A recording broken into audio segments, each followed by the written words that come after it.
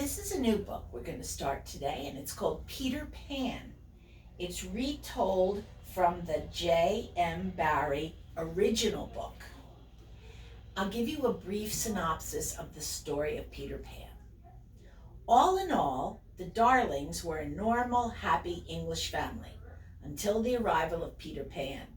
Peter ran away from home on the day he was born because he didn't want to grow up. Since then, he's been living with the lost boys and fairies on an island called Neverland. One night, Peter Pan and his fairy Tinkerbell arrive in the Darling children's bedroom to retrieve his shadow. He convinces Wendy to fly back with him to Neverland, and she asks if her brothers can go too. Come along on their amazing adventures, where you'll meet a band of pirates, Hook, their mighty captain, and even a giant crocodile. Chapter 1, Famous Last Words.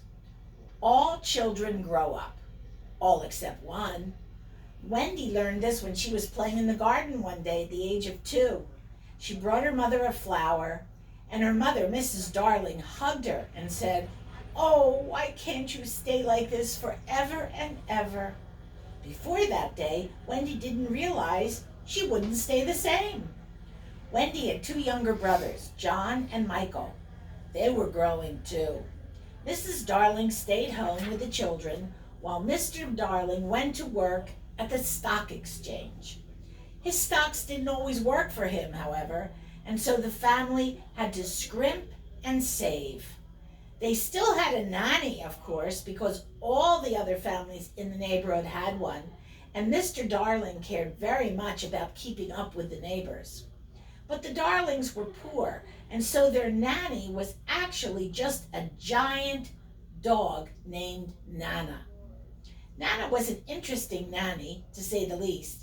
She didn't believe in all this newfangled talk about germs. Sometimes she would lovingly lick the children right after she licked her own foot. Mr. Darling was ashamed of Nana, and sometimes he was cold to her as a result. He shouldn't have been. She was actually quite a treasure.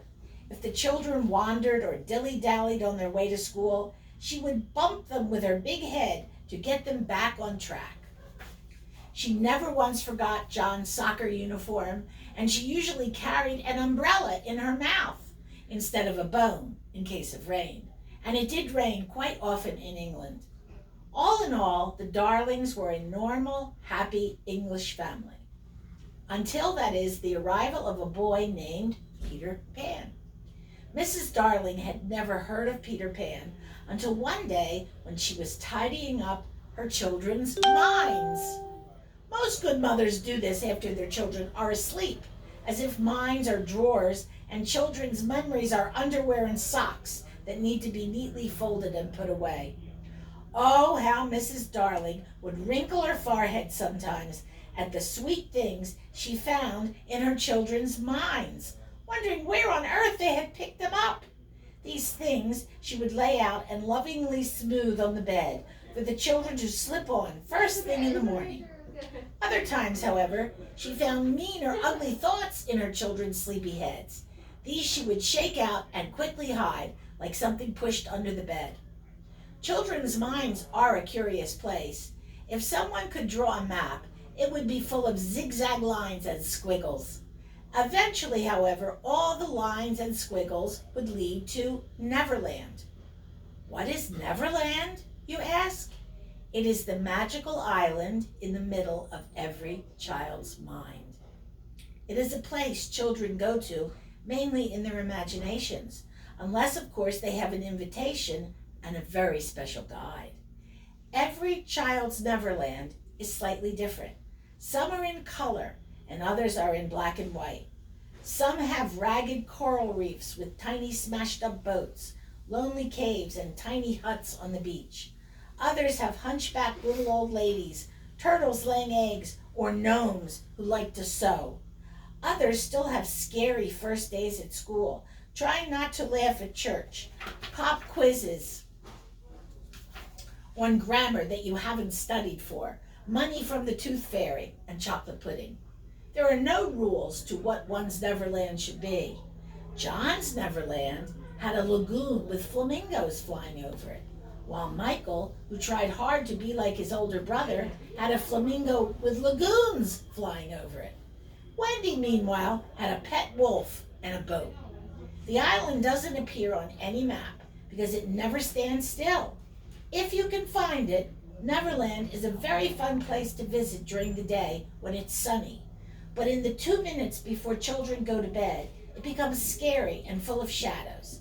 That is why night lights were invented. Mrs. Darling didn't know anything about Neverland, or rather she did from her own childhood, but she had long since forgotten, and so was confused when she bumped into the island in her travels through her children's minds. There were other things that confused her too. For starters, there was the name Peter, which came up again and again in bolder letters than any other word in all of her children's minds, especially Wendy's. "Who is this Peter?" she asked her daughter. "Is he a friend of yours?" "Well," Wendy admitted, "not always." "You know, I don't like you talking to strangers," Mrs. Darling said. "But he isn't a stranger, Mother.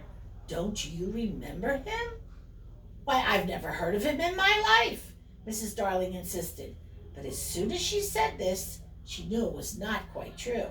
She could not remember meeting Peter or ever knowing him. No, she was too old for that. But in the back of her mind, she recalled a story about a boy who kept children company so that they would not be scared. She was sure that she had believed in him when she was Wendy's age. "Well, anyway, even if I did remember him, by now he would be grown up, just like me," she said, and tucked Wendy in for the night. "I'm worried about this Peter person," Mrs. Darling told her husband later that evening. "Don't be," he said. "It's probably just some nonsense put into their heads by that no-good nanny. It will all blow over. Wait and see." These are what are sometimes referred to as famous last words.